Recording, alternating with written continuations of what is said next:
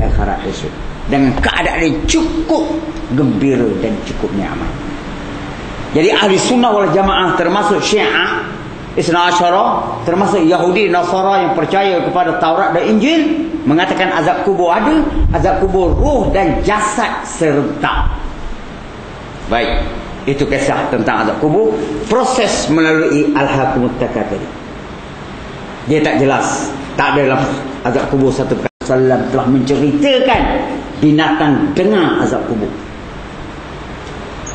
Jadi itu rumusan dalam konteks yang kita bincang malam. Kita tak nak cakap banyak tajuk ni, tak nak buang masa banyak tajuk ni. Itulah realiti. Orang lain ceramah tak usah dengar lagi dah. Habis. Tutup.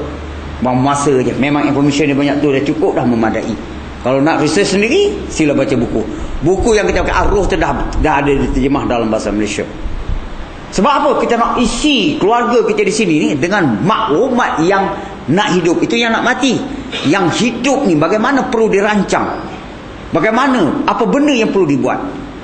Ni sebahagian besar daripada kita semua, termasuk saya, asyik tahu je. Ini tahu, baca, baca. Apa benda kita buat?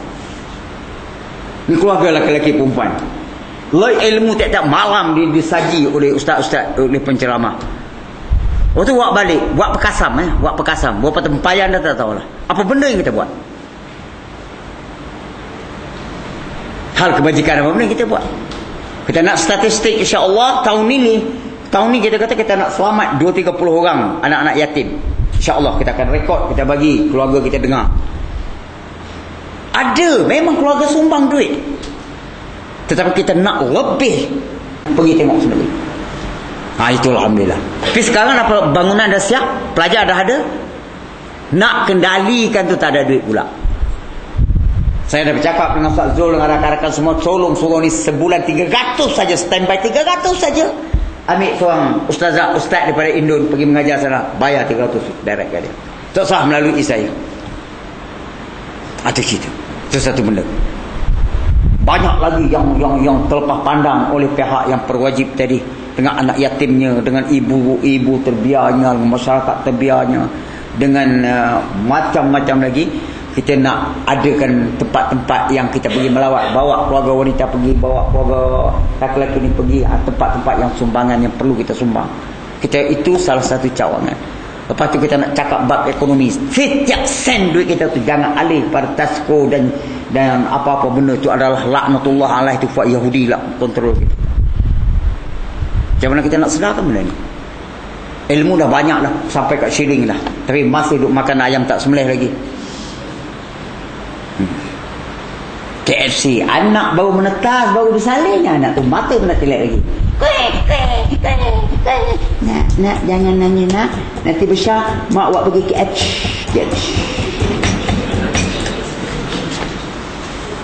Apa ini? Ini masalah. Banyak keluarga. Yang ni kita kena fight habis-habisan. Okey, saya nak bagi information. Sesiapa yang minat meniaga, bukan saya, bukan ahli meniaga, saya tak kerti. Sesiapa yang ada duit, ada rakan kita terkena kelentong, dah terkeher, dia ada 15, dia punya pusat-pusat perniagaan, dia nak jual, nak menyelamatkan perniagaan lain. Perniagaan tadi, satu cawangan dia dapat jualan 5 hingga 600 ribu setahun.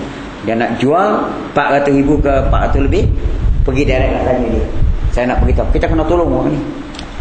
Saya bukan ahli peniaga, bukan saya orang berduit, saya tak mampu. Siapa nak ambil telefon saya, pergi minta sendiri. Pasar Raya Pak Haji di Bandar Tun Razak, dia kena kelentong dalam 2-3 bulan lepas. Nak ijaz tak berapa, tak pernah boleh. Pergi kerja, niaga apa? Meniaga busana muslim, kain-kain baju, 500 ribu setahun jualan. Nak tengok boleh pergi. Kita bukan bercakap atas angin, direct, bukan ada masuk punya komisen tadi. Kita pakat berdoa supaya anak Melayu yang macam ni diselamatkan. Siapa-siapa yang ada duit, silakan. 500 ribu, 600 ribu setahun. Untung lebih kurang 15% hingga 30%. Darab dah tengok. Pergi. Ini yang kerja yang sepatutnya. Jadi saya nak berat sekarang ni Tuan Haji semua, tuan-tuan semua yang dirahmati Allah. Takat tu insya-Allah bulan depan kita start dengan konteks azab kubur. Banyak azab kubur. Siapa yang kena azab kubur? Kumpulan mana yang kena? Okey, ada siap dah. Hadis pun ingat dah. Tapi dah masa dah habis, break dekat tengok. Okey, kita nak dengar Datuk Muhammad. Assalamualaikum. Apa soalan? Datuk original ke Datuk anugerah? Wabi semua, Assalamualaikum. Ada tak soalan sikit? Nak pergi Kuala Selangor pun nanti dulu selesai sembahyang dulu. Okey. Ada soalan tak? Okey, keluarga wanita kita. Cuba tanya sikit nak dengar. Ini pun serabu juga ni. Tak pernah tanya ni.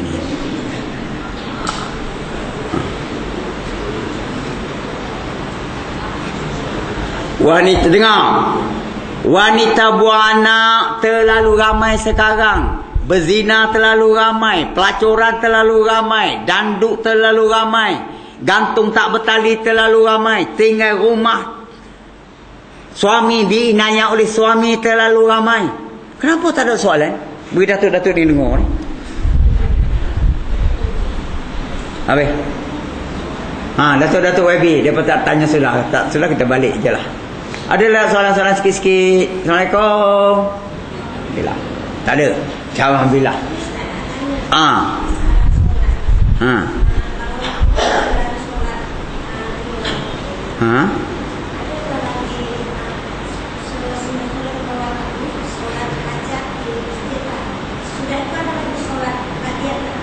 Solat rakyat. Rakyatan. Tahiyatan. Qabliyatan. Okey. You tolong sampaikan dia punya tu. Tahiyat solat apa? Ba'diyatan. Okey, ba'diyah, qabliyah, okey, dengar nah. Dengar elok-elok semua wabi semua. Kita start daripada subuh. Sembahyang sunat hajat, sunat taubat, sunat apa-apa sunat tu sebelum azan. Sunat hajat sebelum azan, sunat istikharah sebelum azan cantik, sunat hajat, sunat tasbih sebelum azan. Selepas azan sunat qabliyah. Sunat qabliyah. Selepas azan subuh tu sunat qabliyah. Masa yang telah diamal oleh baginda sallallahu alaihi wasallam. Nak yang sunat tu sebelum azan. Selepas azan sunat qabliyah. Selepas bayang sunat qabliyah. Okey. Berapa rakaat sunat qabliyah? Kebanyakan sunat qabliyah ini mengikut rakaat sembahyang yang wajib tadi. Kalau subuh 2 rakaat, qabliyah 2 rakaat. Kalau zuhur 4 rakaat, qabliyah 2 rakaat boleh, 4 rakaat boleh. Kalau maghrib kebanyakan 2 rakaat. Kalau asar, okey, kita mula. Subuh ada sunat qabliyah, tidak ada sunat ba'diyah. Tak ada, ba'diyah tak ada. Selepas sembahyang subuh sebut naik sembahyang saja aku sembahyang sunat ba'da subuhi tak ada. Dia naik matahari segala ataupun syuruk 70 minit tu matahari dah naik, bulatan matahari terbolos keluar. Bagi habis matahari tu kita sembahyang sunat duha, start pada sunat duha. Sunat duha ni ending dia, penghujung dia sampai 11.30 sampai ke 12, ada yang riwayatkan. Tetapi yang afdalnya matahari segala.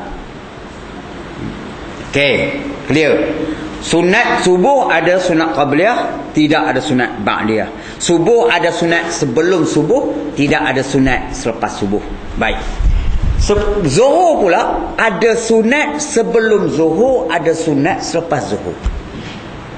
Baik. Asar ada sunat sebelum asar, tak ada sunat selepas asar. Maghrib ada masalah. Kebanyakan dalam satu hadis yang diriwayat, bukan kebanyakan, dengar dulu. Dalam satu hadis yang diriwayat oleh Ibn Abbas, pak saudara baginda sallallahu alaihi wasallam, dalam bahasa Melayu, aku tak tahulah siapa yang sembahyang sunat qabla maghrib, Allah nak pergi neraka ke Allah nak pergi syurga. Wahabi tak ada. Kumpulan Wahabi tak ada sunat sebelum maghrib. Tak ada. Wahabi kita. Kumpulan Wahabi kita, kaum muda. Nanti dulu. Dalam surau ni ada Wahabi ni. Bapa Wahabi pun ada sini. Tak masalah. Okey. Lepas tu pendapat imam-imam kebanyakan menyamai Imam Wahabi, penangan Wahabi. Dan ada juga yang mengatakan maghrib ni ada sunat qabla maghrib dan lepas maghrib. Maka saya jadi pening macam ni. Kalau duduk negeri orang tak senang duduk Malaysia ni. Nak buat macam mana ni? Nak larang orang buat baik, tak larang tahu hadis tadi.